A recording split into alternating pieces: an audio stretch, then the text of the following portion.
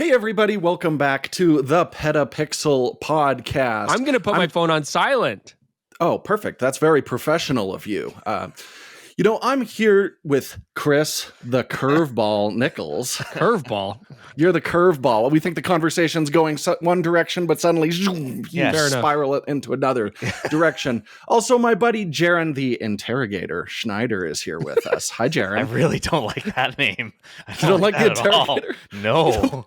There's no negative connotations to that, right? Pass. Okay. You're just really good at torture, and it doesn't keep you up at night. That's a very useful skill. Totally. And everybody, hey, it's me, Jordan, the generic podcaster Drake. So thank you so much for joining us for the PetaPixel. I mean, does the podcast world need another like opinionated middle-aged white guy? So I think, no, definitely not. I think that's going to stick, right? Oh, man. I have nothing to add to this. Perfect. Great opening. I mean, if you look in the dictionary under white guy, it is your photo. Like, you're right. Okay, fair enough. Okay. Perfect. Guys, I want our audience to know all of us a little better. So I like to kick every episode off with a little question. And my son has been watching more and more he's moving into more grown-up entertainment. We're not watching as many kids' movies now. We're starting to watch some PGs, some PG-13s for our American viewers, 14As for Canadians. Whoa. We're starting to get up there. So I'm curious, do you remember the first R-rated movie that you ever watched? Yes. And did you watch it on the sly or did your parents know? Oh, man. I've got to look something up. You go ahead. Oh, my. Jaron. I do not remember What? the first R-rated film, and I don't believe it was with any sanctioning of my parents. That much I can say. My dad wouldn't have cared, but my mom would have definitely not liked it very much if I was young and watching R-rated films. Maybe like Saving Private Ryan. Okay. All right. Battle, so young. war, so more violent than than a language or content. Gotcha. Yeah. Did you find your info, Chris? No, there's no way I'm going to remember this. It was like 50 years ago.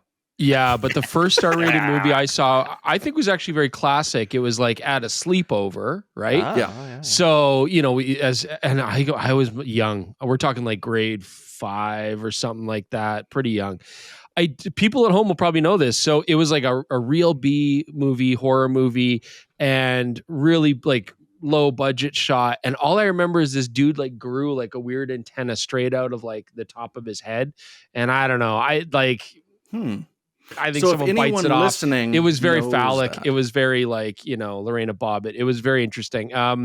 And I don't remember much of the film, but growing up in a single parent home with mom who had to work a lot, I was basically unsupervised my entire life, which explains a lot. So I watched a lot of stuff. Showcase taught me not only foreign film, but the beauty of nudity all in one. It was great. I think it was a fantastic job in that regard. Everything else was horrible. I knew it was eventually going to swing this direction. So I was thinking about this again, like relating to my kid. And I'm like, what was my first? Because I grew up, in a house where everything was very strictly monitored that I watched. And Dancing then I leads to touching. That's right. Yeah. Leave space for the Lord. The Holy Spirit is what we would say. You leave some room for the Holy Spirit. Leave space. That was the important thing. So I remember distinctly, it was grade 6 and my very angry math teacher, Mrs. Mann, I don't know if she retired or was let go. I suspect the latter because she was a handful. On her last day as a teacher, she was incredibly Scottish and she was like, everyone sit down. We're watching Braveheart. And I'm talking like these are like 11, 12-year-old kids. And that movie has stuck with me in just such a visceral, like I remember at the Google event the other day, when they were having technical issues, my immediate like joke in my brain was like, oh man, this is like watching the last 20 minutes of Braveheart. It's still like the defining violent place that my brain goes whenever I'm thinking of something true. I would argue the last 20 minutes of Braveheart is actually the least violent part of it. Yeah, it's not on screen. It's all implied. But yeah, so young Jordan got to see like silhouetted nudity. It was actually really tastefully done, quite hot. And then you got to see like a hand getting chopped off. You got to see violence and oppression towards, a cultural group as well as a lot of women. You got to see like heads crushed in. That's wild. Yeah, the mace. It was a lot. So anyways, this didn't go quite as well as I was hoping, but we did it, guys. We're ready to start the show. Wow. So we've had Talking about that Google event, we've had a few news stories since then about the way that brands treat YouTubers, influencers separately from traditional press. So we want to talk about that a little bit. And we got some other news stories going on, some tech support, them. all those. Yes. Oh, yeah. It's Been a little while because we did just Adobe. And then we had a big gap. We pre-recorded. Lots has happened in between. So I should stop talking and we should just get to the show.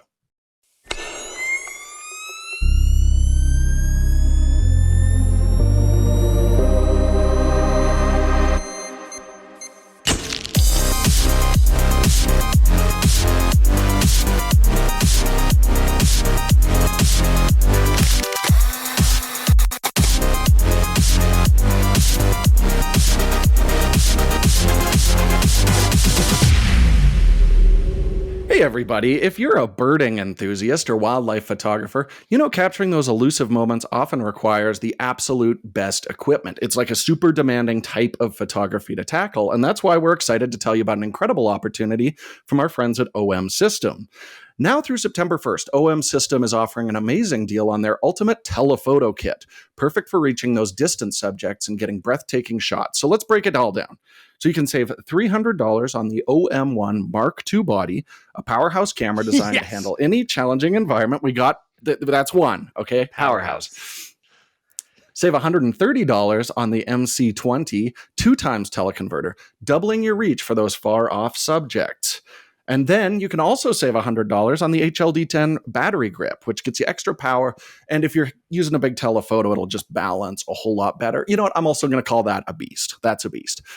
And then save $400 on the Mzuiko 150 to 600 millimeter f5 to 6.3 IS lens, which offers, without even using a teleconverter, the equivalent of a 1200 millimeter full frame lens. But you slap that teleconverter on there, baby, you're 2400 millimeters. That's bananas. No, it's not bananas. That's a game changer. We've already done game changer. Do you have any other ones? Is it a beast? Is it a? You already used beast. You said beast, not game changer. So that one's still fair game. Oh, okay. Game changer's in. Game okay, changer, great. Yeah. So this game-changing package has a total savings of $930. Normally $5,879.96 US. It's now just $4,949.96 US. Whether you're capturing the grace. Well, I nailed it if that's the case, like down to the cent. Whether you're capturing the graceful flight of a bird or intricate details of wildlife, this kit has everything you need. So don't miss out on this fantastic offer. Visit explore.omsystems.com/PetaPixel or visit an authorized retailer of OM System products before September 1st to get your hands on these hot savings and great gear today. Thanks, nice. OM. Good read, Jordan. Top tier. Thanks, guys. All right, we have a lot of news to cover because a lot happened since we've been sort of in and out of the podcasting room on our regular schedule. As a note for anyone listening, I did put this up on the YouTube community page, but for the next 2 weeks, including this week, the podcast will be releasing on Thursday instead of Wednesday. We'll be back to our regularly scheduled programming starting September 4th. Now, with that out of the way, let's talk about what Jordan texted me yesterday. The Canon EOS R5. Hot scoop, I said. Here, look at this. Look at this. That's what he did. The Photons to Photos dynamic range test has been published for the EOS R5 Mark II. Jordan, take it away. It's exactly what we kind of expected. So we're seeing a real theme with a lot of these new cameras coming out where the manufacturers are trading a little bit of DR, dynamic range, for readout speed. And the R5 II is no exception to that. Now, this is a little different. We've talked about this quite a bit with the Z6 Mark III. This reads a little bit different. It's more what we saw before, where you're getting a dynamic range penalty if you're using the mechanical shutter compared to the original EOS R5. That being said, you can shoot the mechanical shutter and still get better DR than the electronic shutter.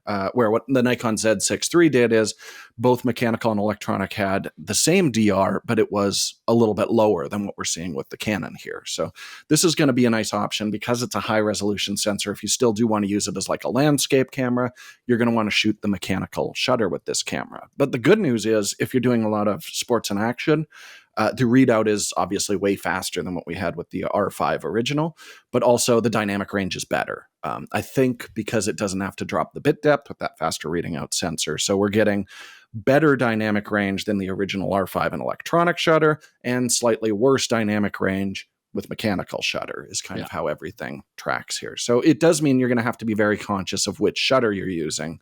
Where with the Nikon Z6, it's like, do you want to feel the thing go shaklak in your hand, or do you not want it to feel or do you not want to feel shaklak?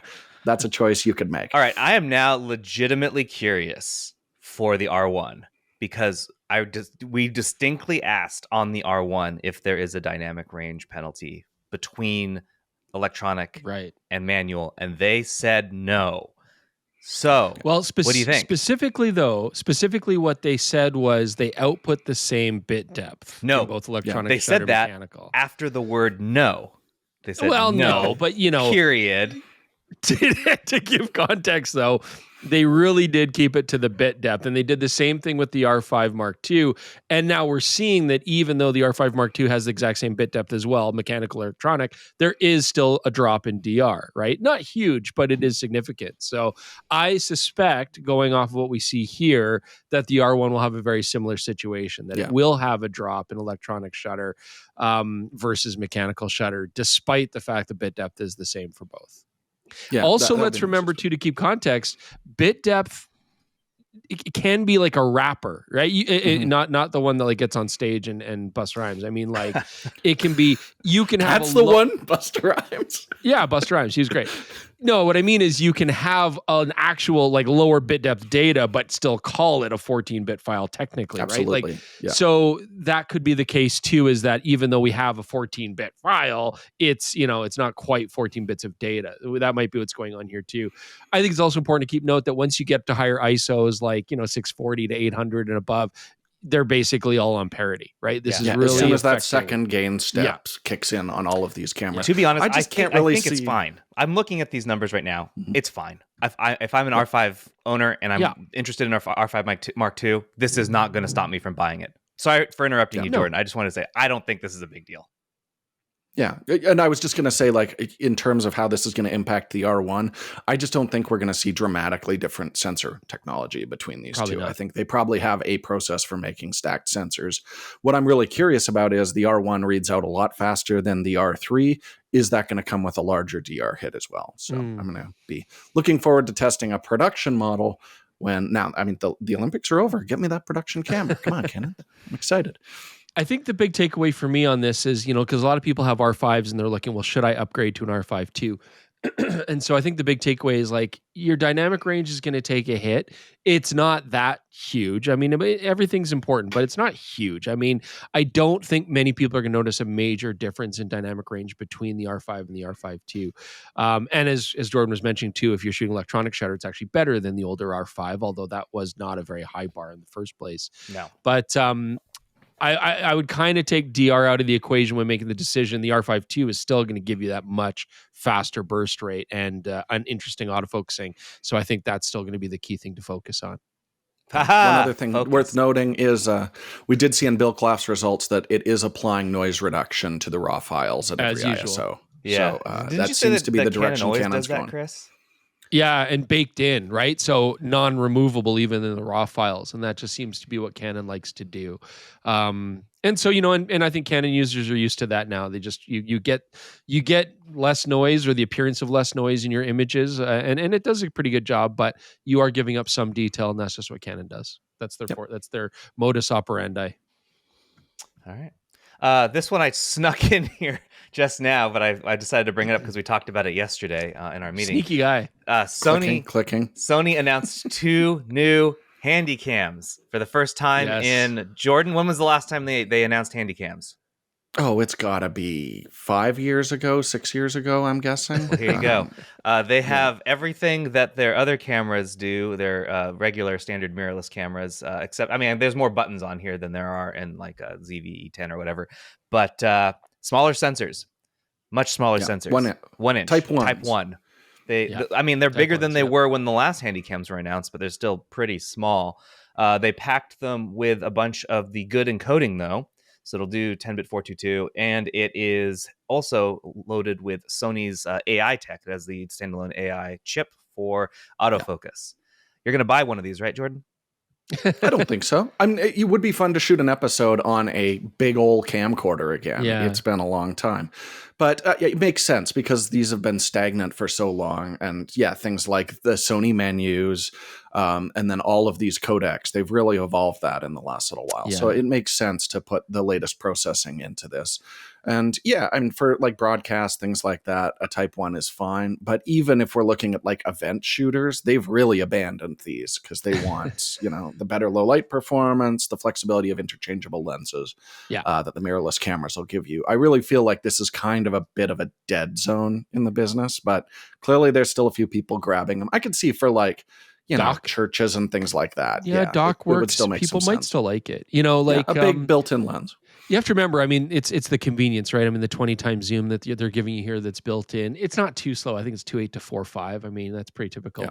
But you also get cool things like the electronic variable ND. That's awesome. We saw that on some of the other handycams way back when. And, if it works the same way, that's where it basically has a seamlessly scaling electronic ND. And that's very cool. I mean, you could even use them to control exposure during a shot, like mid-shoot going through a bright doorway or something. It was pretty cool. And so, the processing's gotten better. The autofocus is going to be a big improvement. That was something camcorders struggled with. I think documentary work and stuff like that, you might see people using these. It always surprises us anytime we go to like a big event. Yeah, I was going to bring this up. Yeah, with the pixel. Yeah, we're using mirrorless cameras, of course, but there's still a whole bunch of people using like ENG cams and like camcorder style cameras because it's just what they know, and it works with the workflow. Some of it's going to be encoding, on the NG cameras, I imagine. But yeah, camcorders for an event, sure. If you want to run and gun, why not? Yeah. Well, they're expensive though. I don't know if they were really running and gunning. I was looking at the tripod. Were not. No, well, they were running and gunning a big tripod. Yeah, that had to have been over 100 pounds of camera gear that I was specifically watching one dude schlep around. Yeah. Okay. If you haven't looked at the pricing yet, did you guys look at how much these cost? Expensive, sure. Jordan, did you actually see it? Don't look. Don't look at it. I want to ask you how much do you? So there's two of them. I will let you pick the cheap and the more expensive one. How much? Before I give the guess, Jaron, can you tell me the differentiating factor? They're very similar. This is the Price is Right. What is going on? Is it just like SDI? I don't. They're practically identical. They're the same size and weight. They have the same encoding. They have the same monitor. I don't see different connectivity and target use case. The cheaper one is professional, designed for more consumer-oriented applications. The more expensive one is built for pro workflows, in quotes. So it has SDI and time code. And perfect. Future MXF wrapper support by June 2025. Good. Why are you telling us that now? Anyway, price to keep you enticed. Absolutely. Okay, I'm gonna spitball without scrolling down this article. 4,500 and 5,000 would be my guess. Hey, not that much. Downright steal of a deal then, because the cheaper one, the NX800, is 3,300, and the more expensive Z200 is 4,000. I'll take two. Yeah, thank you. Now we'll have multicam for our show, which is shot on camcorders again, Chris. Amazing. Are you excited? Yeah, that could be a useful use case for sure. We could start doing some stretches again. When you see something exciting on a camera, we could zoom in while we put the camera on a slider. Like we could do a hunting and fishing TV show. They'd be great for that. Yeah, no, I don't want to do that at all. Oh, okay. See, that's a great use case. That's a perfect use case. Jordan, why don't you take us into the next one? Absolutely. Now that I'm done skimming that article. So one of the best things I would say about going out and checking out the Panasonic S9, besides that very exciting camera, of course, was we got to meet some people. Usually we see a lot of the same people on these press events, but there were some new people we got to meet. And one of them was Benj Haisch, who I have been a fan of. I've been following his Instagram for a long time. Super nice guy. Yeah, following him on Twitter when I was on that, Threads now. Great dude, does a lot of like wedding photography. But I had a fantastic time hanging out with him.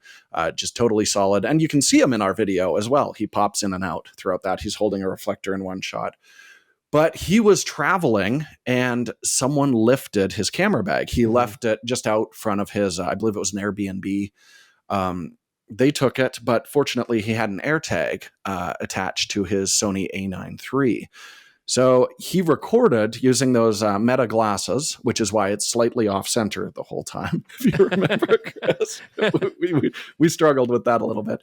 Recorded his interaction with the thief, which I honestly don't think it would even occur to me to handle it as well as he did. It's kind of like a textbook example, I think, of how to deal with those kind of situations. So this has gone like super viral online. You can find it all over the place, but it's worth checking out. Essentially, he just says like, look, can you tell me what's in the bag? Because I can tell you exactly what's in the bag. And then my favorite part of the video is he's like, one of the cameras isn't in here, and I think it's in your backpack, thief. And the guy's like, no, it's not. And he's like, I am going to make your backpack beep right now with my AirTag that is attached to the camera that is in your backpack. So yeah, just he solved it in a very professional and, a way that's not going to put him in as much danger. I mean, obviously you're always taking a risk confronting these people. But like he says, if he went to the police, there's probably no chance he would get his gear back. So I think he made the right call in that situation. It's totally worth checking out. I was talking to Chris while we were out filming the other day, like, oh man, you got to see this video, Chris. It's a fun watch. Yeah, it's quite interesting. He had to give the guy $28 in order to get his stuff back, though. He swindled him out of $28 after stealing his things. I mean, yeah. What is interesting about it, I mean, the guy claimed he was homeless and stuff like that too. And, Ben did try to keep it as conflict low as possible, which I think worked in this situation, right? I mean, if the guys had just refused and gotten violent and threatening, I mean, what would Ben have been able to do, right? So yeah. I feel like he really was able to talk his way into it, show like, look, guys, like I've caught you, but I'm not being a dick about it.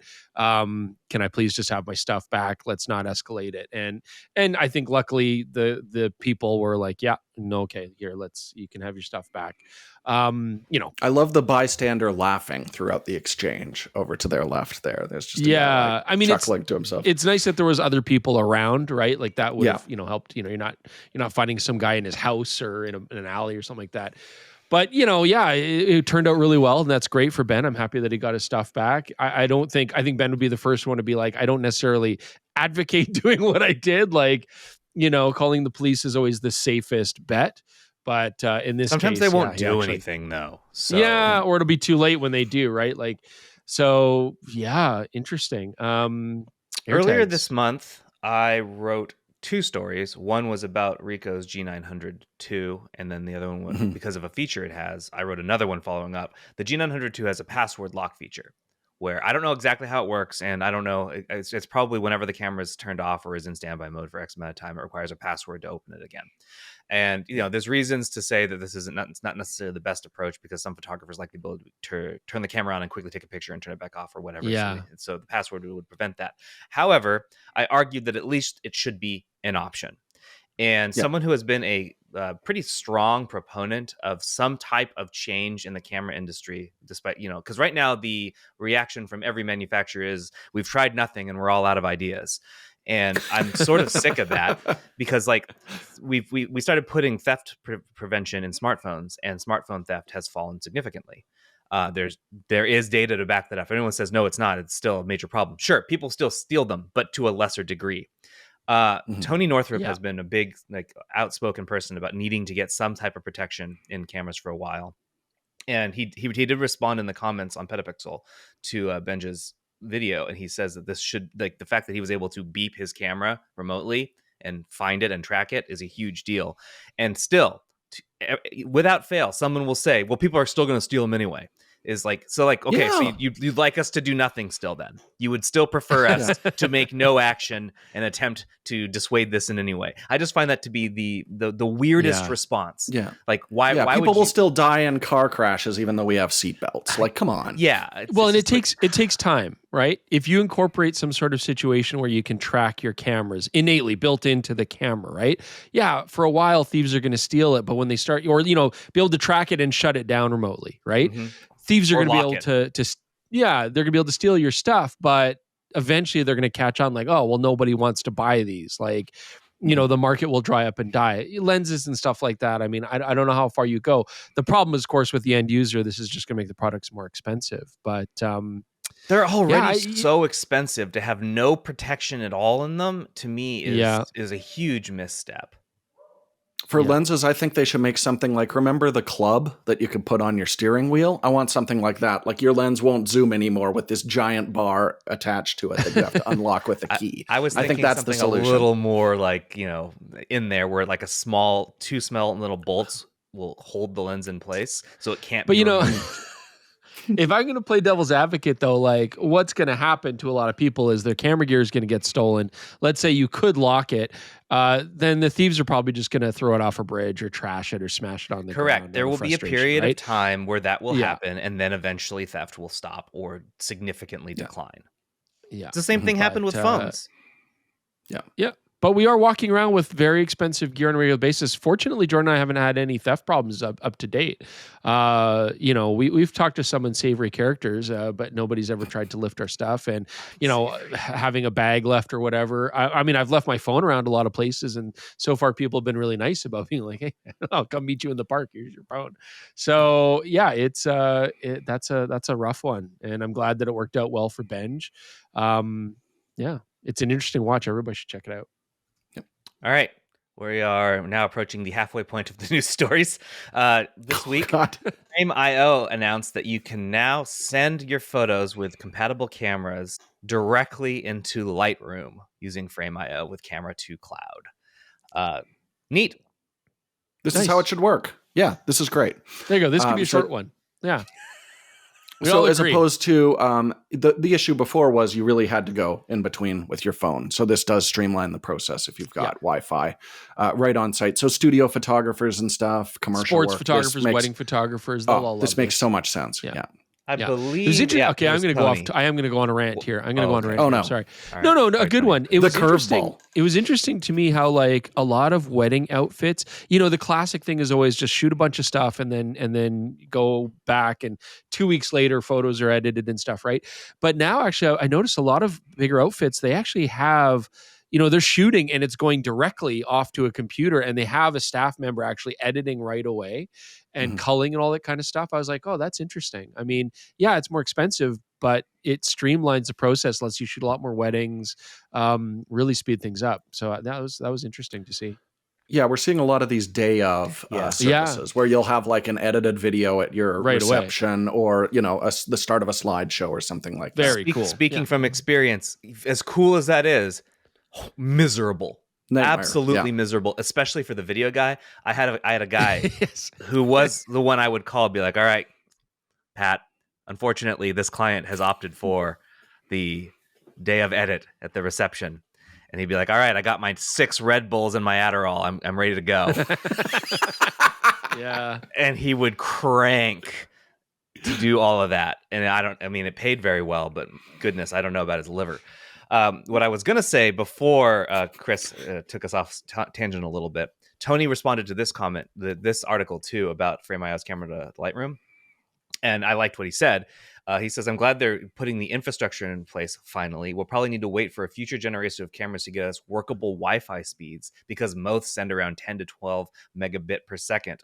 Real world performance at longer distances will be worse. By comparison, an iPhone can transmit at over 600 megabit per second. So that's a good point. It's not going to necessarily be that fast, but we could get to a level where we no longer need to be physically tethering anymore with something like this. It's also worth noting that this is a reason to use Lightroom Desktop, Lightroom CC, just Lightroom, Classic. whatever they want to call it. Not Classic, the other one. No, not Classic. Oh, right, because this requires the cloud connection. So the not Classic Lightroom. So this is all the more reason until they give Classic cloud connection, and then it'll be, which I don't think they will, because that's I don't know, dude. CC, or at any rate, what do you think is more likely? They give Lightroom Classic cloud connectivity, or they actually add all the features to Lightroom CC? I think we should just never talk about Adobe again. Yeah. All right. We learned our lesson. All right. Okay. Next one. Next story is Canon believes that the R3 and the R1 are for different photographers. That you are not the same. Ones with slightly more money or slightly less money. That's an understatement. Yeah. It was in an interview that they did, and essentially someone, the interviewer asked them this. Did not challenge them, which I thought was a missed opportunity. But Canon said that the reason these two still exist is because someone who's going to buy an R3 isn't the same guy who's going to buy an R1 and vice versa. True. Thoughts? Sure. I don't think. Sure. What? No. There's no way They're that tackling the same type of photography It's the with same it. camera. It's just going to be a budgetary thing. Yeah, No. They intended it the exact same audience. He had a chance. The person who answered this to say that it was for different budgets. Didn't. They said it was for different types of photography, different types of photographing, which is absolutely heinously untrue. Well, but the R1 is such a limited camera. I mean, it's the same as the R3. Oh, sorry. They both have the same limitations. Did you misread that? I'm confused. Yes. Okay. Yes. No. The R1 and the R3. That's a debacle, and the R3 and the R1 shoot the exact same stuff, and they're made for the exact same kind of photography. I am sorry, everybody. What do you think I said? 5? Yeah, I'm not thinking. My brain's not anywhere. They do not have different end users, and the Good. R3 is dead, and that's Can sad. we get "My brain is not anywhere" on a t-shirt? They killed the R3. It's ridiculous. The price isn't that different. It's horrible. Here's the actual quote. The R1 is the flagship product, and we wanted to surpass the capabilities and possibilities of the EOS R3. Therefore, in some areas, the R1 is better than the R3. However, we still think the R3 is the most balanced in terms of performance. It really depends on what you use your camera for. So for some customers, the R3 is the best option. See how he didn't mention price? That would have been the out. The out would have been it would be more affordable and more approachable to more people. Did not say that. But the it's not, the price isn't even that different, right? Like, what are we at right now? It's like $2,000 probably. B&H it has shifted since the actual announcement of the R1. I believe they've changed the actual MSRP on that. Yeah, but it's still because very of that. Yeah. Yes. Well, they brought it. They knocked the price down earlier this year, probably in the anticipation of the R1 coming. Yeah. Mm-hmm. Thank you, Chris, for not defending that. That was going to be something. Yeah, sorry. I was confused there for a second. Like, whoa, that is the hottest of takes. Really hot take that I was excited to hear you try and defend. All right, so the next story is this is actually surprising to us, and I don't know that enough people fully understood what this title meant. So I'm going to try and explain it. 46% of Tamron's sales come from making lenses for other companies. And so the original response would be, of course they are. They don't make their own cameras. Of course they're making... No, you don't understand. They're making lenses under a company's name. So like they're making a Nikon branded lens that's not revealed to be Tamron. 46% of their sales this last year were done this way, which to me says there are a lot of lenses that are made by Tamron that we don't know are made by Tamron. Yeah. Yeah, I mean, my initial thing was like, oh, the Nikons are very obviously like... Obvious. They've got their 2.8 trio, that are identical to the original versions of the Tamrons. But that means there's probably a lot of totally unique optical formulas that Tamron is making. And we've seen this with Sigma as well. This isn't new. A lot of Micro Four Thirds designs I know were designed and manufactured by Sigma. But this is interesting from Tamron.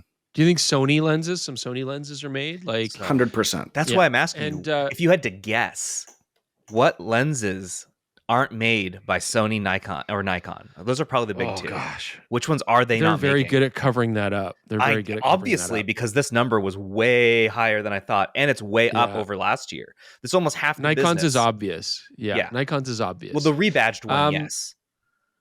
I don't know. I'm going to say like the APS-C ones feel very, like they did the 2.8 and that super tele felt very kind of Tamron-y to me a little bit.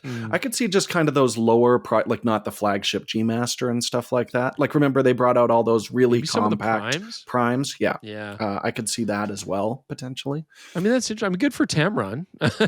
Like they're obviously not making the same strides sales-wise in the market that Sigma's doing. So yeah, I mean, that's an interesting strategy to keep making profit. I'm going to throw one more out there. What about that new 35-1.4 that was less money than their 1.8 S lens? Right. That would make a ton of sense if that was for Sony. Tamron optic. No, for Nikon. Oh, Nikon one. Yeah. Yeah, they did that 1.4 that was less expensive and brighter than their S-series lens. I could see that being a Tamron for sure. I mean, it would be interesting if Tamron was making like novel designs for the other companies as opposed to just rebranding their They lenses. have to be. So They have to be, or we know. We would have noticed by now. Because we can't be be cool. just those three. We're pointing Nikkor to lenses. that That's the not Nikon enough. zooms. Yeah, I was like, Yeah. okay, those are definitely Tamron lenses, but like, I believe- got to be more. Didn't Pentax and Tamron have a partnership too for a while where they were Tokina. Tokina, yeah. Except where Pentax they're making the same lenses. Makes like 14 products a year, so like total, not like new different ones, but like they manufacture 14. Someone at Tamron, reach out to us off the record. I know there's some people who work at Tamron that listen, so let me know the skinny. All right. Anybody who's Let me like know the ready to straight quit poop. their job and has like big grievances against company and just wants to Yeah, like come on them right as you quit. Spill some tea. All right, last story. Pre-orders for Mint's $799 Rollei 35 AF film camera kick off on September 10th. Yeah. If anyone's curious if we're going to review this, maybe. Not at launch. I reached out to Rollei and they have selected their retail partners who are going to get one of these for review. And they said that no, that they had not, were not interested in us taking a look at it. and I some said, some select influencers. That ties into the story for today. I think you guys know someone, but according to the email I got, the only person they were just saying it's just retail partners who are going to use them for review purposes or whatever, and they were giving them like a 50% discount to do so, which is fine. I would have happily. I asked them if I could pay full price for one, make sure that we got one for release, and I was told no. So I guess I can go get in line on September 10th and hope we get one, but I don't know. We'll play with it when we play with it. Let's send Benj over because he's just such a nice guy who can get through any difficult situation clearly. Let's have him negotiate on our behalf to get us this camera. So thank you in advance for accepting this, Benj. More importantly, it's a cool camera. Let's see. That's why I wanted you to play with it because it looks neat. Yeah, LiDAR. Not Truth DAR, LiDAR. My hope is that this does well. Yeah, that was not a good joke. The company basically bet itself on this camera. If they have any type of like manufacturing issues, if something goes wrong, it's not a good sign for Mint. So best of luck to them. I want this to succeed. It looks really cool. I hope it works really well. It does. I mean, they Rollei made so many of these cameras, so many different versions of these cameras. There's still a whole bunch out on the used market. They're well made. They're popular. I think it's going to do very well, right? Because, they're sticking to the original design, modernizing a lot of the quirks and tricky bits of the old camera. And the price isn't even that ridiculous. So I think it'll do really well. Fingers crossed. Yeah, autofocus with LiDAR on a bitty camera. It's what people are asking for. Yeah. Not Truth DAR. I mean, the old ones were kind of like zone focus, or they had like a rangefinder for a little while. Like but for the most part, they were kind of like a zone focusing camera. That was their shtick. So I could see how autofocus could be really, really nice. Yeah. All right. That's it. You did it. We made it through the news stories. It only took 37 minutes. Let's get to the main story today, where it doesn't appear as though brands have really a clear idea how to work with YouTubers. It doesn't seem to be the case, at least in the camera trade. Like, camera companies understand YouTubers, but like smartphone companies don't. And in this case, we're going to talk about Google, because Google still does? I believe they still do. Two distinct groups that they work with for tech launches. And we saw this at the Pixel launch last week. They have the reviews program that goes through their public relations department that provides loaner units to established publications, of which PetaPixel is one. And because Chris and Jordan are associated with PetaPixel, they're in that group. Then there's the other group, which is called Team Pixel, which was their influencer marketing group, and that is controlled through the marketing department, not the PR department. And they don't get loaner units, they get gifted units. And in that agreement this year, there was a form bit that said this under the brand love section: by opting into this program, well named. Yeah, you like that? By opting into this program, do you acknowledge that you are expected to feature the Google Pixel device in place of any competitor mobile devices? Please note that if it appears other brands are being preferred over the Pixel, we will need to cease the relationship between the brand and the creator. This is very clearly language that the marketing department is pushing, that they're essentially saying, you are spokespeople for the brand. You are not independent tech reviewers. Now, this is a disconnect between how a lot of the people who were in Team Pixel felt about themselves as creators. They did not see themselves as spokespeople for the brand. They just were YouTubers, independent people who were making videos about tech. Yeah. So Google is not alone in this, in how they see YouTubers and quote influencers in this sphere. And a lot of those people don't see themselves in the same way. And I wanted, since you two are established YouTubers who've been all across the YouTuber sphere, your thoughts. So many channels, Jaron. Your thoughts on how this goes down at companies, and if you think who's in the right. Yeah. I don't know about in the right. I think the first thing that we should discuss is just that there's many different people in this industry that all do kind of a similar thing, and very outwardly might appear to all be the same kind of person, right? So you get into things like journalists versus influencers versus creators, like, versus YouTubers. There's all these sort of titles and words, and it really does get muddy on where that stands, right? And Jordan and I consider ourselves, I think we consider ourselves camera reviewers, journalists more so. I mean, we certainly have since DP Review. We certainly do now with PetaPixel. And we are treated, and this is important for the viewers to understand as well, is we are treated as a different group, not only with smartphones, but even with camera companies, where we're seeing this more and more with camera companies too, where they're starting to branch out to have influencer groups, and then press or journalist groups. Yeah. And then you've got your third group, which is like ambassadors, right? And everybody understands ambassadors, which is a commonly used phrase, are your straight up spokespeople. They're paid. You only use their gear. You say how wonderful the gear is, how everybody else is garbage. We expect that. We understand that. I think most people know they're not press. They're not even influencers, right? They're spokespeople. But then you've got your influencers and your press, and we're seeing that now getting separated more and more. And I mean, even when this came out, we wanted to say in our video very clearly, we're not part of this Team Pixel. We're not influenced in any way. We call them influencers, but maybe we should call them influenced, right? Like, we're not in that sort of group. So I think it's important to understand those distinctions before going forward. But a lot of people clearly on that Google was seeing as influencers, as people like, right. Look, we've given you a phone in exchange for good press on our product.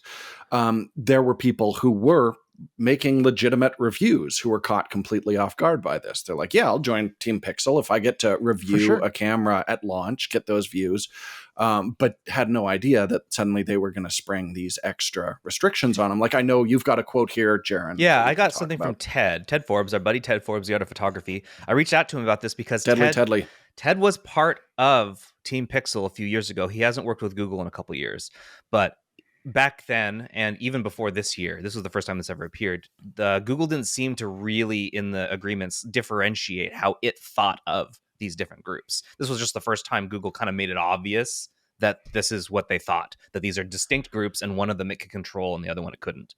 But here's what Ted said. If you have an audience that you've built organically over time, at some point, you'll be contacted by a brand who wants to work with you. This is not the same as a television or print placement where the brand has total control over what is said or shown. The fact is, you've built an audience organically because the audience trusts and respects your opinion on something. This is what they've grown to expect.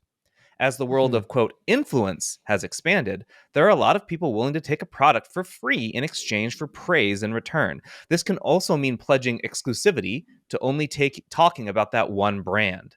Influencers who agree to this type of exchange are typically less experienced and don't understand what this means. This makes it very difficult today to work with certain brands as they don't understand the difference of someone doing an actual review versus someone unboxing and telling you the product is the greatest thing ever. Yeah. I don't work for an established publication. I built my own brand, so I often fall into this gray area that brands don't seem to understand. Yeah. Like, we're seeing this more and more. I mean, we've seen this from companies like DJI have had similar issues, right? We've seen this with a lot of the foreign companies as well. And just what their expectation, Insta360, like what their expectations are. And so it's like, I guess the thing is like it gets really muddy. It's not so much like press versus influencers. Like I'm not really saying like there's a problem there, right? I mean, it's really more, it gets muddy. I could see how people who associate with press, and I would lump ourselves in this, that when we see this kind of stuff, we're really eager to distance ourselves from it, right? Because we don't want to be labeled in that. But there's a lot of creators and influencers who also don't want to be labeled in that, right? And so that's where this becomes a problem. So really, I think the blame is on the companies where they're now subtly changing their terms of service, basically. And I think we're going to see a lot more of it, sadly. You know what I mean? Like, well, there were some already FCC changes that I think helped kind of push this. The FCC says that you can't just call something a review if you're compensated in any way by the company for it. Right. That's now a violation of federal law. So like the issue here is when this first went out, like it showed up on Threads is where I saw it. I'm sure it was on the other one, but I don't use that one. There were folks who were categorizing the agreement, this little term in there, as reviewers are being told this. And that's where that is what caused the reviewers, journalists, to really say, hold on now, put some huge distance there, because this essentially caused people to question whether any review was going to be legitimate, which is not the case. So I immediately said, hey, we're a reviewer. We did not sign this. The only document we got was asking us what color unit we want and that we agree to send the phone back by X date. That was the only thing we had to do. So that's why there was this big pushback. And then, of course, these the influencers who did have to, like, who were looking down the barrel of this particular part of the agreement were essentially saying, like, now suddenly the real quote unquote journalists were like making them feel bad and gross about their agreement because they were making them distancing and from it. They're forced to leave Team Pixel, right? I mean, if they don't agree with that, and I hope they don't, then they're forced to removed. Leave Team Pixel. So the people on Team Pixel no longer have to agree to this. I want to point that out. But like, wow, okay. The reason that there was this, us versus them, and it was like journalist versus influencer there for like, maybe 6 or 7 hours, was because journalists were pushing back hard on the idea that they ever have to agree to say anything about anything editorial.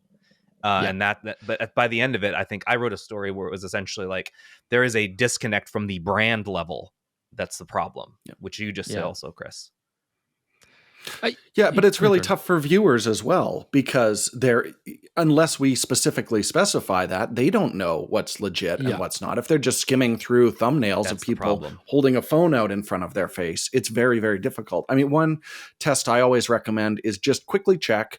And if they review one brand and no competing ones, that's often like a really easy giveaway that's, they are either sponsored by the brand or have exclusivity with them. And that review might be a little bit trickier. There's certainly some people like that out there. But yeah, it's really hard to know. People have a relationship with us of like 15 years, like, oh, I know I can trust Chris, but this is also like a smartphone. So there's people who are, grabbing they're watching us for the first time. And how do we separate ourselves from that? So we do have a disclaimer right at the start of this. And if you watch it, there's some criticisms. That will be out by the time that this podcast is released. So check it out. Disclosure is important. You don't want to be 10 minutes in and then find out like, he hasn't criticized a single aspect of this thing yet. Right. Yeah, no, disclosure is important. But these companies are muddying it, and it's really making it very messy. And I feel for the viewer because it's impossible to really know, especially, or you have to invest a lot of time and energy to find out, do I trust these people? It's messy, and I think that's what the companies want. Like, I think we're going to see more and more of these probes. Maybe they'll pull them back. They'll be like, oh, we got caught. We'll pull it back a little bit. But I think you're going to still see people trying to slip stuff in there and change it. And I really hope it doesn't go this way, but I do see it a lot with now the camera companies as well, where they're having two distinct groups, and those groups are getting different experiences. And again, I don't want to make it an us versus them, but even if everybody, I guess the thing is everybody's going to have to make their own stand on how ethical they're willing to be, or what their line is, right? What line they're willing to cross. We make money selling ads. We do, absolutely. And when we do ads, we try to make it very obvious that it's an advertisement, but we are getting paid to promote that product. I think people understand that. And we really then want people to understand that when we do our reviews, as much as we do that other work to survive, we don't let it influence our actual reviews, right? We really try to stick to that line. We refuse products and offers all the time, right? Countless products and offers all the time, because we just don't feel like it's going to fit in with how we want to review cameras.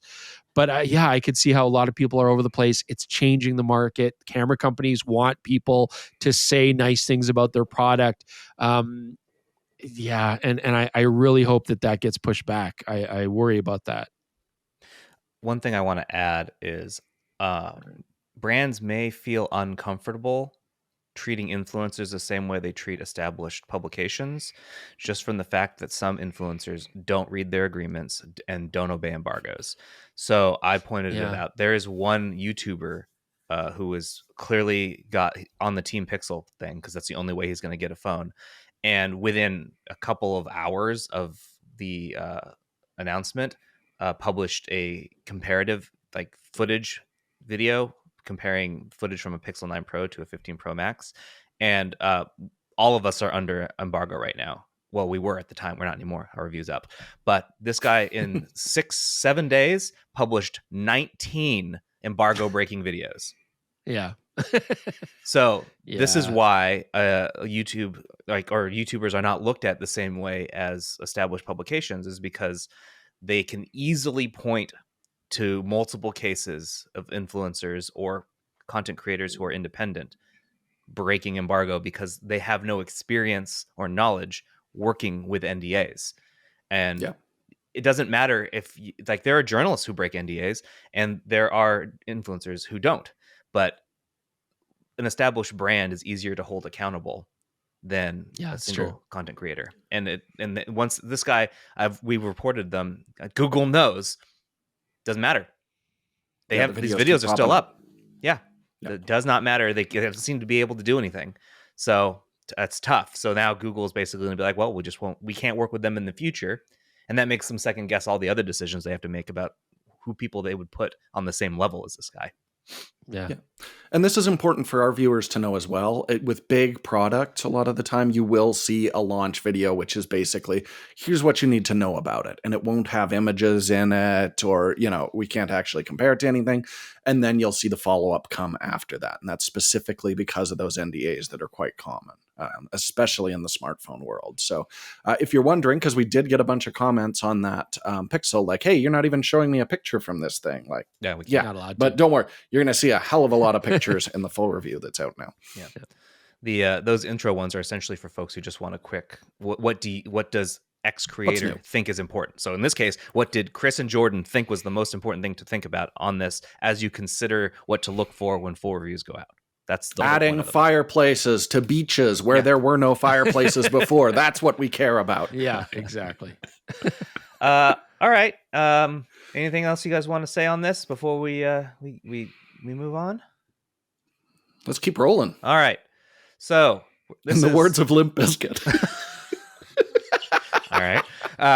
This is the What Have You Been Up To section. I got two things I want to mention on this because we've been up to a lot of things. Firstly, a couple of weeks ago, I put a poll up in the community tab of YouTube asking, should we do HDR? Because 2 weeks ago, Jordan was like, I think we should do HDR on our videos for smartphones. Pounded my fist.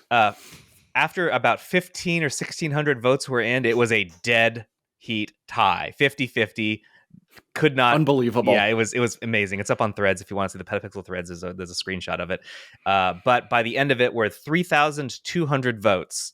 52% said yes, HDR. 48% said no HDR. Vindicated. Yeah, 100% vindicated. Jordan click the vote button? Probably. Yeah, on all of his alts. Oh man, I was going to so many internet cafes to use a different IP address. He's got so many VPNs on his computer now, like it's set insane. up so many Threads accounts, it's nuts. So Jordan, for those who are afraid that now their videos are going to look like garbage, can you tell them what you're doing differently this time to assure that their videos don't look like garbage? If you are, they're not going to look like garbage. They're just going to smell like garbage. That's a promise. Yeah. No. So basically what I've done, I've been running a bunch of tests about keeping important information outside of the HDR range. So if we have bright sun in a shot, you'll get like that nice vivid look to the image, but it doesn't mean the screen is going to like melt your eyeballs like our iPhone footage where everything was quite bright. And for example, if I threw up a title card over white, people would be staring at, like, if they've got an iPhone, like 1,500 nits of just blinding white light. That will definitely be scaled back, as well as titles on this. So my goal is, if you watch it on an HDR device, you will get a better experience. And importantly, because this is a phone that shoots HDR video, you'll actually see what the video that the device captures looks like, instead of me trying to badly tone map it into an SDR space. But the rest of it will still be very watchable on an SDR screen, is basically what I'm working at right now. So I'm looking forward to everyone's feedback. Check this out. Tell me, did it look, if you're on an HDR display, did you find the extra little bit of brightness, extra range useful? And if you're on an SDR display, did it infuriate you like our previous iPhone video did? That's what I want to know. And I'm going to keep refining my technique as we work on this. But I will definitely listen to all your feedback. But I think, specifically for smartphones, this makes a lot of sense. And I'm doing it going forward because nearly unanimously, you've all declared that this is what you would prefer, like a whopping 4-point difference, which is the kind of thing we just can't argue with. That would get you in administration. So there you go, right? Yes. In a first past the post system, we're doing HDR videos once in a while. All right. The next thing that we've been up to is, I'll just say it this way. Some of y'all don't like Adobe. That was...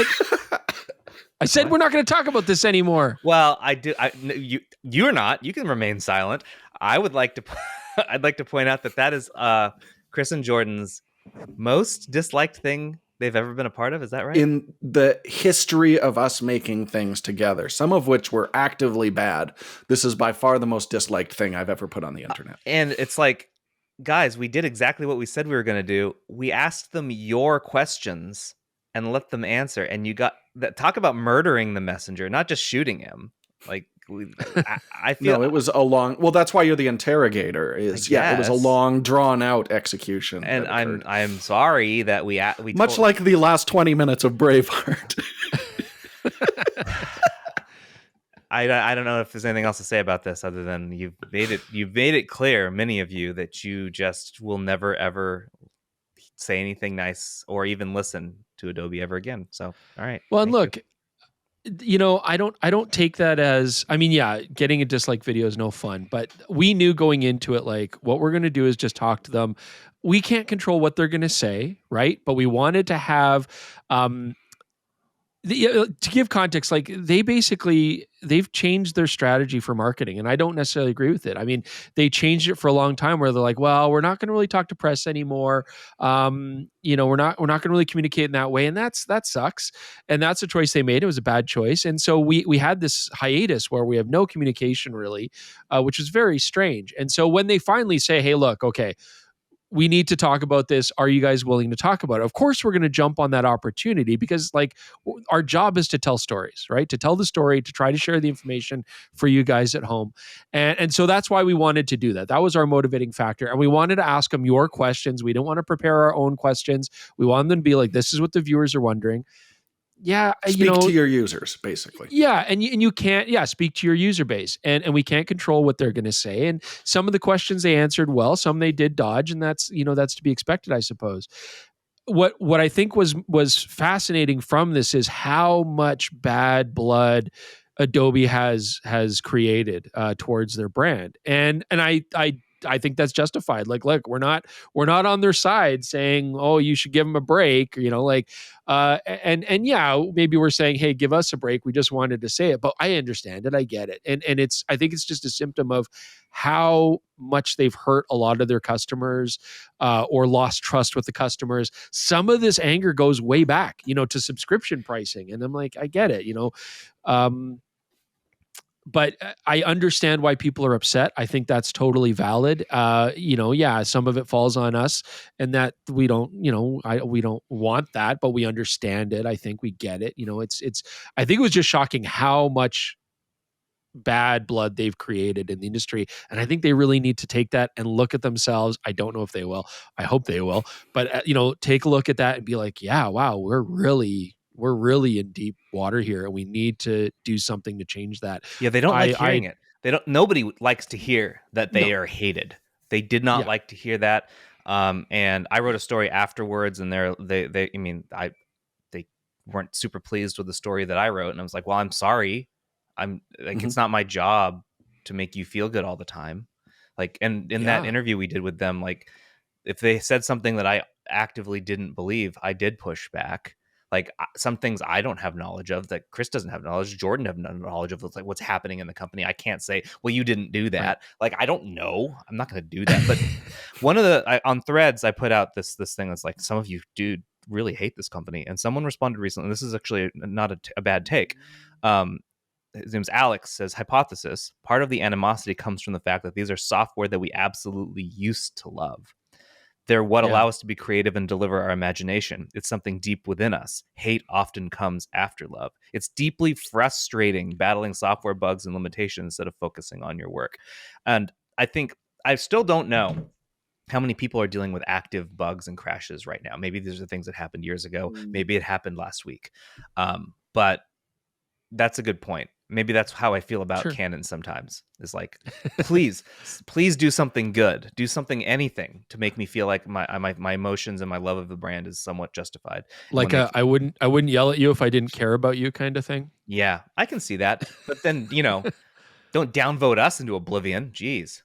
Well, people are upset. People are upset about that, and it's all Adobe's fault, and I'm going to blame Adobe. But it is tough. Like, I personally don't have bugs and issues with it. I mean, their softwares run really well for me on my platforms. I'm fortunate that I've have good gear to be able to run it, and so maybe that's part of it. Trying to keep up to date with newer platforms and stuff like that. But it still sucks because I'm one of those situations where I'm like, well, I really like the software. Like, I rely on it. It's not even like it's not even a matter of like. It's like I rely on it. It's my workflow. It works for me. I like the results I get. And so it's tough because you're like, oh, I don't like their business practices. I don't like what they're doing with the way that they're marketing things. I didn't like that statement about kick the photographer out. You don't need the photo shoot anymore. Yeah. I think that's all terrible, terrible, terrible stuff. And yet I'm like, yeah, but the software is good. And I know there's alternatives out there. And me, and I think a lot of other people now maybe seeing this kind of information will say, maybe I should look at some of these alternatives and give them a try and just see if they will work for my workflow, because that's the process that the customer base has. If you don't like the product and you don't like the way that they're dealing with it, you can boycott it and choose other products. And I think that's perfectly fair. Well, as long as you can actually unsubscribe, which I do want to point out, we got a ton of comments about, like, why didn't you guys give them a hard time about that? It's because they can't comment on it. They're under investigation for doing that. But I am not under investigation, and I can say I think that's awful, that it's incredibly hard software to unsubscribe, and you will frequently find yourself being charged if you try to discontinue the service before your yearly term is up. Yeah. That sucks. Yeah, I went and checked a couple of weeks before we even went to Adobe. Like, can I unsubscribe? And it's down to like 3 clicks now. So they clearly streamlined it after they started catching flack. So if you want to unsubscribe now, it's not that hard. I tried it. I don't know if you're doing it through the cloud app, if you say you still can't do it, but like going to Adobe's browser-based portal, it's like 3 clicks to do it. But that doesn't mean they still won't charge you. The rationale behind it is they gave you a discount for the upfront, and then so if you don't take them up on that discount, they're going to charge you the difference at the end. That's where they're coming from. I agree with Jordan. That's crappy. I don't like that we don't have choices on what software we're allowed to buy. We either have to get just a little bit or everything, and it's annoying, and it's always been annoying. So yeah, I get where you guys are coming from. We're not shilling for Adobe, but we are fair. Last thing I just want to say for myself is as a means of explanation of why we still use the product, because of the nature of our job where we're reviewing new cameras all the time and new RAW files all the time, like Adobe ACR, they do have the by far best raw support. They have the inroads with the manufacturers. Obviously, they have a symbiotic relationship, and so they get raw support so quickly, and that's really essential for the work that we do. So that's a big part of it. We'll get to it. There's a question in the tech support that we'll get to right now that asks an Adobe question. I'm going to play it just so that I can respond to it because I have something about it related to it. But I do want to mention there were a bunch of questions about other software and like the mobile development and video editing that Maria wasn't able to answer. So we didn't ask. So my plan was to go back and ask them again other questions related directly to the software that we were getting questions about. But I'm not going to do it if I'm going to get downvoted into the ground. So if you don't want your questions answered, please continue to downvote, because then I'm just going to not get them answered. It hurts. I don't want to spend that much time on something if it's not going to be, appreciated that at least I tried. I don't know. I'm sad now. Feelings are all very hurt. I'm sad. All right, I'm going to move on to tech support. Let's do that. It'll cheer us up. Let's go. First one is a merch message. That is, someone purchased a product from the store and left a message as they did so. This is from Steve McLean. I am new to pro video shooting and editing, and I would like to learn about exposure tools. I shoot on a Nikon Z6 II. Will be adding either a Z6 III or Panasonic S5 II in the near future. My challenge is understanding the exposure tool to get videos as close to perfect as possible in camera so I don't have to do much color or exposure correction in post. In this light, can Jordan do a crash course on exposure tools, histograms, waveforms, so beginners can learn basic use? You may consider covering what they are, how they work, when to use them, and the ones manufacturers employ in their camera systems. Love the channel and look forward to this topic someday. So I do have one piece of advice, which is back for DP review. We made a video, a beloved video that did very well called Waveforms Are Better Than Histograms. And that really explains how to meter with both of those tools. That'll be a nice walkthrough for just understanding how those work. But you pointed out something really interesting. So many of those tools are designed to make it easier to expose for editing after the fact. Like, I live on a waveform because I want to know, like, at what point am I clipping my highlights and actually losing information I might want to recover, shooting log or raw video. But if you want to do as little editing as possible, this is where mirrorless cameras are fantastic. Look through the electronic viewfinder and expose it the way that you want it to look. Because everything else, I want to maintain as much information in the highlight. You might wind up with an overexposed image, which means you're going to have to scale that back in post, which is what you're trying to do. So I would honestly say, yes, absolutely know those tools for challenging light where you might have to do a little in post. But if you just want to shoot and share it specifically, look through the viewfinder, expose it the way you want it to look, and shoot it. That would be my advice. Yeah. All right. Next one is a speak pipe from Zach. Hey guys, this is from Zach in California. I'm not a video shooter myself, but I wanted to hear more from Jordan about shooting the Z6 III. I thought the video shot for the review was very beautiful, but not sure if that's from the Z6 III itself or just the different light and tones you get around Portland. So I'm interested in Jordan's thoughts on why this video had sort of a different look to it.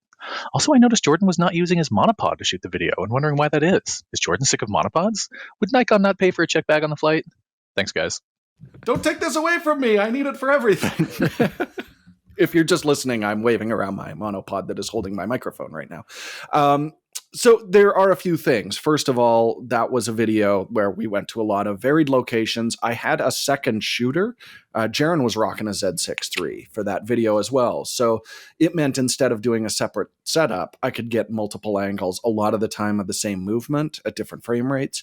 It just adds an absolute ton of production value having that. I think that's a big part of it.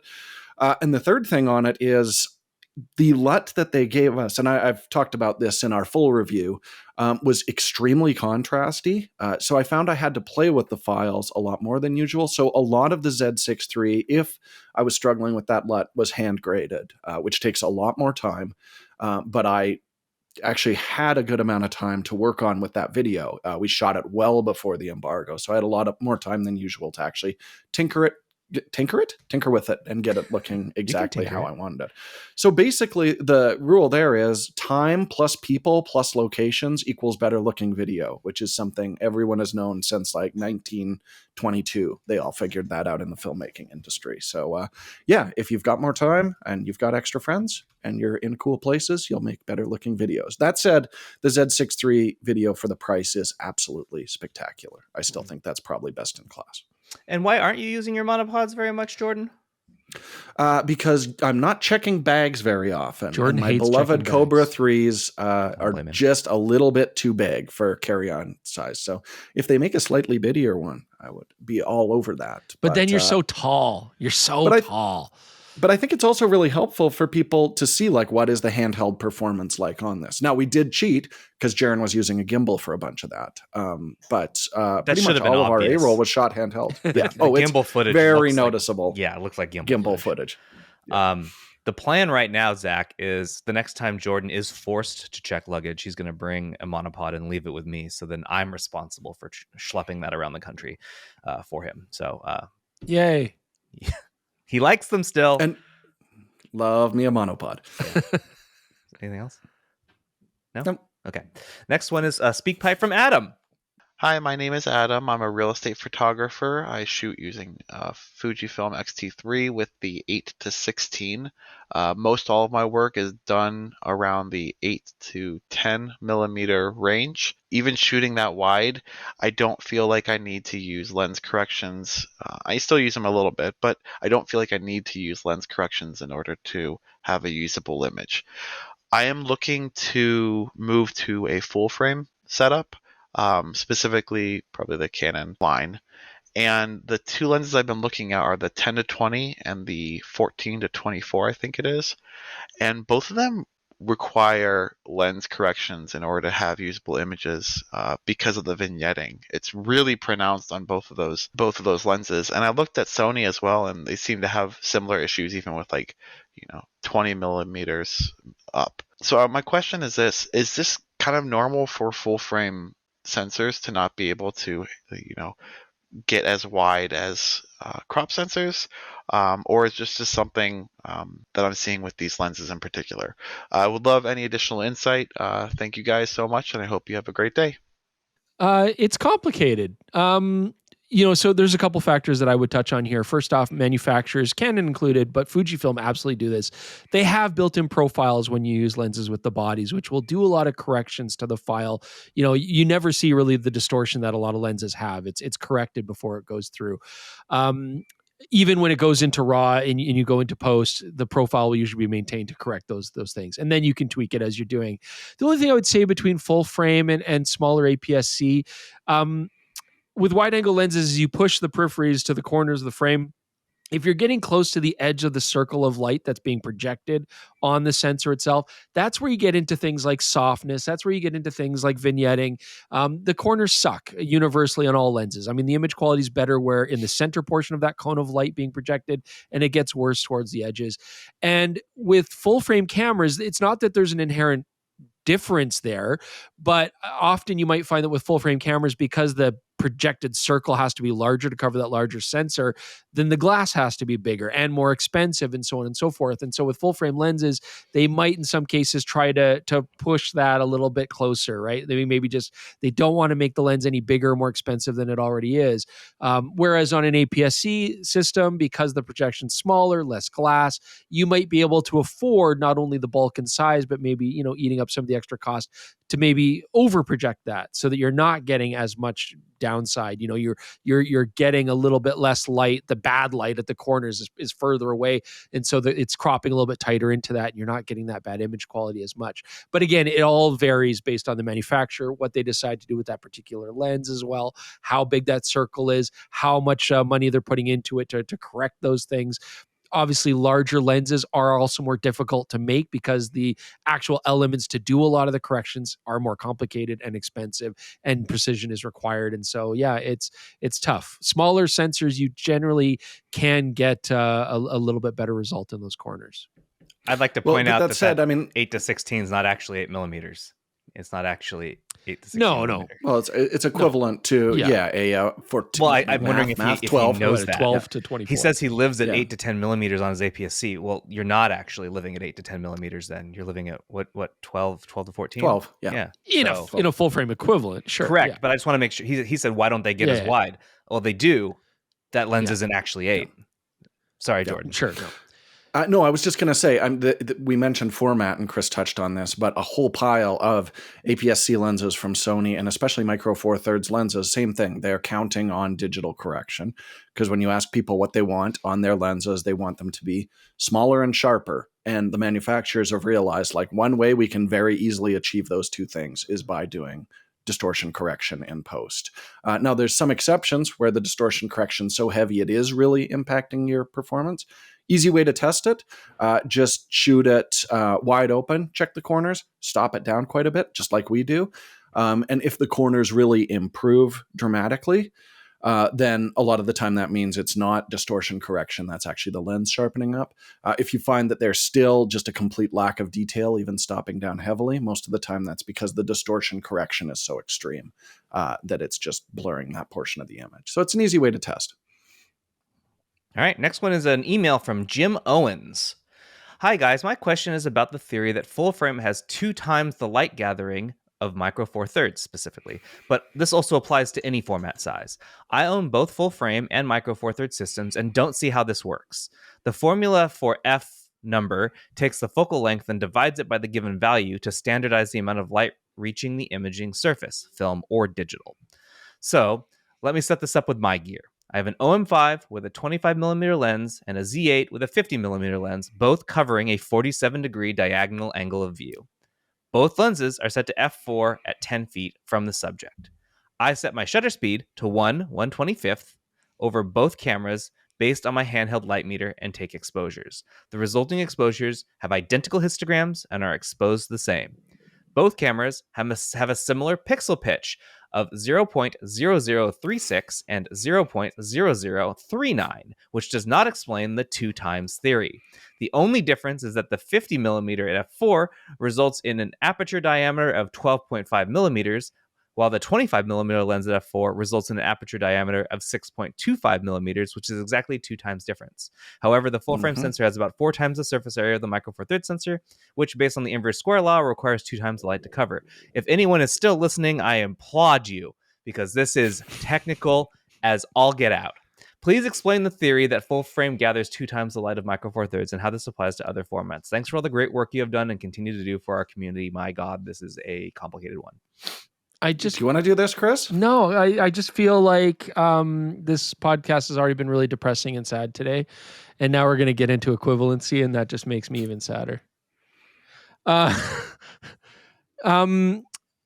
it is very complicated to understand, and Jim is doing the math, which is great. I mean, I guess the first thing to understand is when we look at f-stops doesn't mean aperture, right? F-stop means it's a basis for the focal length divided by the aperture. And Jim's done this. I mean, you get your aperture diameter in actual millimeters.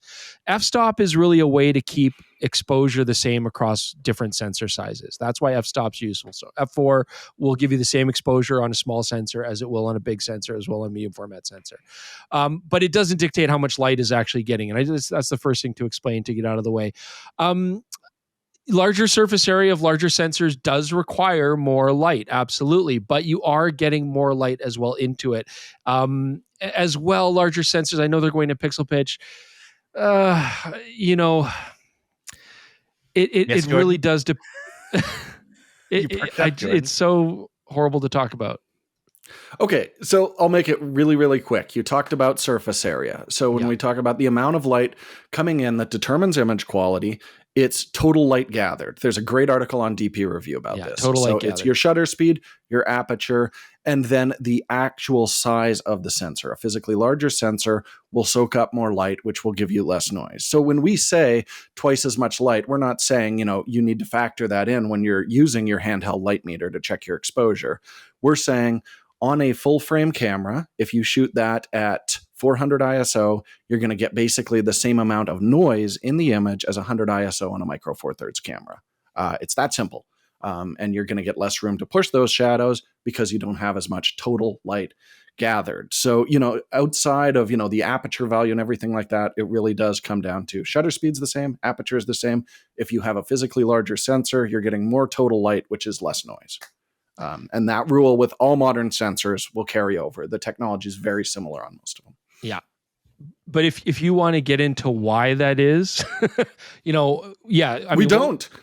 Yeah. So if you want to get into why that is, that's where it gets complicated, like understanding why you're getting more light on a full frame sensor, total light. So, God, it's horrible. If you want to do it, go down the research and do it. But there's definitely a difference for sure. Yeah, it's still on DP Review's main page. Check out their Understanding Exposure articles. It's a 3-part series. It's very technical and it's outstanding. But it does a lot. I don't know any of this, so I'm glad you guys tackled that. Next one is an email from Eric. Hello, my name is Eric, and I'm looking forward to understanding more about the imminent evolution of smartphone image sensors. In particular, we saw Sony announcing a stacked sensor for smartphones, which promises to reduce noise. A part of the heavy digital post-processing the other way to reduce noise to an image would be to increase the sensor size. Throughout the past decade, we saw a significant increase in the area, going from less than 30 square millimeters to 50 square millimeters, then 70 square millimeters, like the current main camera sensor is on iPhones. Some niche phones after 2021 have a Type 1 sensor, which are about 116 square millimeters in area. So my question is, how big can a sensor on a phone be before the lens needed to illuminate it will make the phone too bulky? Can we get close to the 225 square millimeter of a Micro Four Thirds type sensor? Thank you. I feel like Sony actually answered this partially with the design of their own phone, where they put a Type 1 in there and then didn't use all of it. The glass wouldn't cover it. Yeah, it gets bulky almost immediately.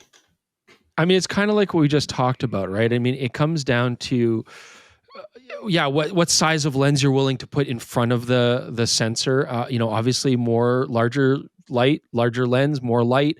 These are all good things, but it really becomes a physical limitation. And that's one thing that we deal with on full frame versus medium format, Micro Four Thirds or APS-C, but it's even more so exacerbated on a smartphone where you're trying to make this pocket sized. So we've seen some companies experiment with larger sensors and larger lenses, but then it gets quite bulky, right? I mean, the actual physical housing, even on a camera like the Pixel 9 Pro that we just looked at, they can make the phones really thin, but they still can't change the physical dimensions of that lens bump. And it's actually very pronounced on that phone. I mean, it's a huge, it's a significant step. And so the case does largely mitigate that issue, but you can only make it so small. Or you can do things like use a larger sensor, but then you don't actually make use of the whole sensor. Well, then you're not using a larger sensor. What's the point? I mean, that becomes marketing more than it does, become actual use case. If you want to go with a larger sensor, you are absolutely going to have to need, with modern technology the way it is, a much larger lens, and that's going to become a real problem for people. It just won't be 1 inch seems to be the threshold. Yeah. And you look at some of the 1 inch Type 1. Damn it. Type 1 sensors that are on the OnePlus with that huge central bump on it.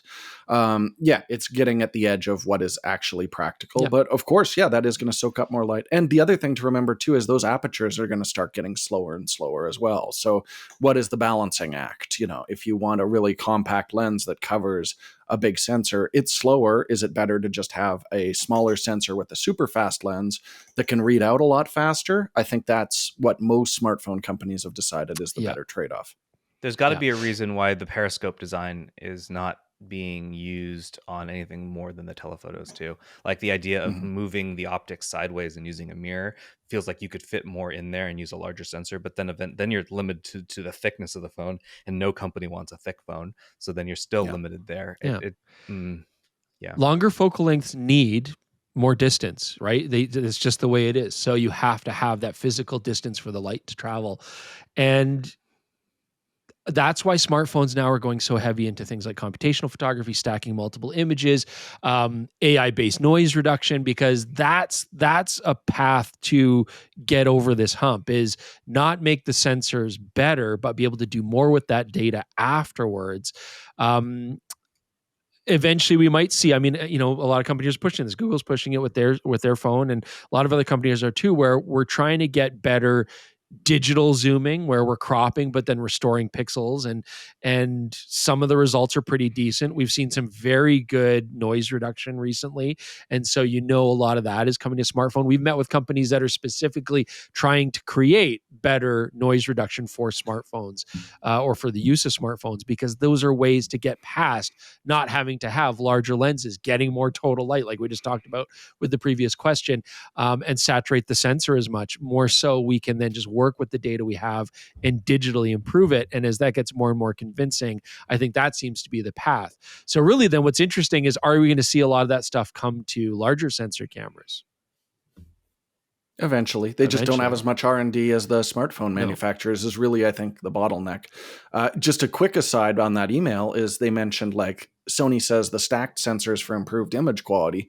We know there's an actual image quality penalty, but Sony is saying, like, look, if we have a stacked sensor, we can compile a hell of a lot more images because it reads out so much faster, which will improve image quality. That's why phones punch above their weight, right? They're shooting multiple photos and combining in very intelligent ways to improve image quality. And so that's something that larger sensor cameras can't really do yet. Although we're getting, and now we can add dinosaurs. We're getting close. Last one is the SpeakPipe that I mentioned earlier that is Adobe related from Omar. So let's listen to that, and I'll tell you why I wanted to put this in here. Hey guys, my name is Omar. I'm a big fan of the podcast, like huge fan. Definitely would suggest recording 4 to 5 episodes a week so I don't have to listen to anything else. First podcast I've ever actually willingly subscribed to as well. Very, very happy with it. But that aside, Adobe. Now, I've been editing videos for years, and as I've upgraded my equipment, it seems like Premiere has just gotten less and less stable, ironically, not After Effects. And typically, I hear people have a lot of problems with After Effects, but it's just graphic intensive for me for rotoscoping, which is probably the most complex thing I do other than some 3D motion typography. Now, my question for Adobe is, when are you going to give us GPU acceleration on the timeline, similar to Resolve, especially for things like, I guess, 360 footage, which I incorporate a lot of 360 footage to a lot of videos that I shoot for YouTube and some client work, occasionally like when I'm doing tours. And I have learned Resolve against my will because of 360 video. No other reason for it. So the stability issues have been an issue for some time, and getting new features is great, but not when it's at the expense of stability. This is not a surprise question. I'm sure there are tons of people asking about this. My question is specifically for 360 footage, but I'm sure there's plenty of issues, so please fix that. Thank you, Omar. Yeah, thank you for starters. We're gonna do one a week. Sorry, man. Yeah, we're not. 5 a week sounds hard. As for the question about the reason I put this in is this came in just as after I'd cut off the questions I was bringing in, and even if it was included, it's a video question, which we didn't get any of those answered.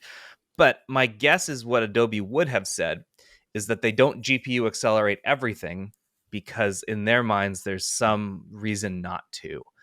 They said something similar about Photoshop and Lightroom, where they don't GPU accelerate everything because there was a trade-off in performance, that just slapping GPU acceleration on something is not a band-aid fix, in their opinion, is what I gather. Well, as I understand it from talking to them, they were saying they do utilize GPU acceleration to do a lot of the math.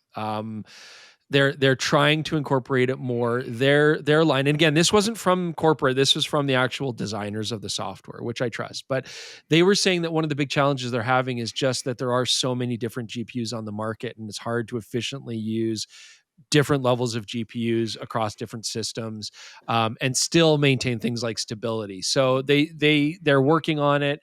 They do recognize that people want to make use of stronger GPUs.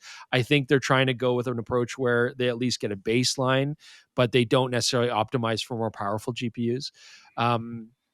But yeah, they also said that their software is able to intelligently decide where to allocate certain math. Same thing with cores. I mean, they do try to use multi-core optimization as much as possible, but there will be some situations where a single core can do the job in the same speed than the multi-cores can, then breaking up the packets and sending to each core. And so in those cases, the software decides just to use one core, not because they don't want to, but because it turns out that it's basically the same amount of time for that specific situation. I mean, again, I'm sure it's far more detailed than that, but that was the explanation that they were giving us. It reaffirmed my decision to not be a software developer. Omar, Yeah. if I can It's a lot. request, either send me an email or send another speak pipe and describe what you mean by stability. Is it straight up crashing on you? Like if you try and do this, does the app just die? Because I haven't had a crash in Premiere in like 5 years. So I'm But Jordan curious. has. Jordan, No, I left a lot. Like I left, probably 11 years ago. I switched from Final Cut to Premiere. Premiere crashed all the time. I went back to Final Cut, and I haven't been on Premiere since. and you definitely I just haven't don't used see a it on an reason to. M-series chip. No, I would need to. And again, maybe we'll get a license where I can test Premiere. I mean, I could always do a trial and just see how the performance is these days. As soon as there's a gap in my schedule, which may never happen. Yeah. I'm curious exactly what's happening because like I haven't experienced a crash in a really long time. And when we benchmark the software on our new computers, like we use Puget Bench, and that taxes the ever-loving hell out of the computer, and it doesn't crash during the benches either. And those benches don't take very little time; they take a while. It takes like up to 30 to 45 minutes of intensive work to do the bench. So, and I've never gotten a crash during it, not in the last few years. So I know I'm not saying yours isn't crashing. I'm legitimately curious what's causing it to crash because I don't know. And Adobe claims that their crash reports are way down. So. I don't know. I'm just curious. So let me know, Omar, because that's the kind of info that I would provide to Adobe if we were to go ask them again. I don't know if we will, but if we weren't supposed to talk about Adobe again. How many times do I have to say Well, you this? know what, Chris? On that note, I've added a new section to the podcast that I've borrowed from one of my favorite video game content creators. His name is Skill Up, and he does a feel-good story of the week. So that's what we're going to do. We're going to end every podcast with a feel-good story of the week. This week's feel-good story of the week is that the National Geographic Photo Arc project is now 18 years old and has added its 16,000th, that's so hard to say, species, the endangered Santa Cruz long-toed salamander. The goal has been, from the very beginning, to reach 20,000 species captured on camera, and the project is getting even closer to reaching it. The Photo Arc project is by Joel Sartore and National Geographic, and is what we at PetaPixel have been covering since 2014. It's obviously older than that. There have been ups, such as a photographing 1,000 new animals in just the last year alone, which is incredible, as well as downs, such as when Mr. Sartore lost 3 hard drives of photos when his luggage was stolen in Bali. But the project continues. Well, this was like in 2014, so 2015.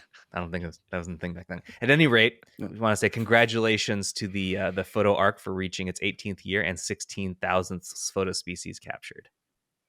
Yeah, I mean, this is such a great idea. Like the principle of it, the reason they call it the Photo Arc is, as if some of these animals do go extinct, that they will have very detailed, like if you've seen these, they're shot on a clean black background very consistently, so you can really see all the details on these animals. So we have good photographic documentation of them. And I have to say, like, I was lucky enough to meet Joel way back when the Camera Store did trade shows. Yeah. He was our keynote speaker one year, and his work outside of this is absolutely fantastic. But the Arc is just a brilliant project. Yeah. And on top of that, a nice guy. So and that doesn't always happen in this business. So this is awesome. I'm glad it's still continuing. And it's just cool to keep seeing the updates on. Yay. I hope everybody feels better now after all that. Okay. And with that, that's how we end the show now. Feeling good about something? Thanks, everyone, for listening. We'll catch y'all next week, again on Thursday, before we return to our regularly scheduled programming on September 4th. Thanks, everyone. Thanks, everyone. Bye. Bye.